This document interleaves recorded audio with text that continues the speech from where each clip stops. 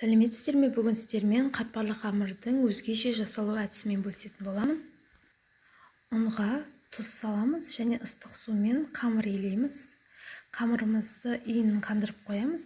Сонан кейін жайып, үстіне сары май, менде сливочный берега. Осылай екі із салып шығамыз, ал жиектерін кесіп шығамыз. Соң осылай жауып конверт жасаймыз.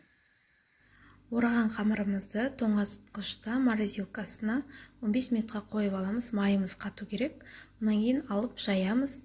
Бір бүктеп қайтадан салып 15 минуттан кейін жайып, осылай кезектесеміз. Жиектерін ортасына қарай ораймыз. Сол кезде ашылып кетпейді. Осылай ораймыз, сосын тағы да бүктейміз. Онан кейін тағы да тоңазытқышқа салып, тағы да жайып жасай берулеріміз болады. Қамыр өте жұмсақ, дәмді болып шығады.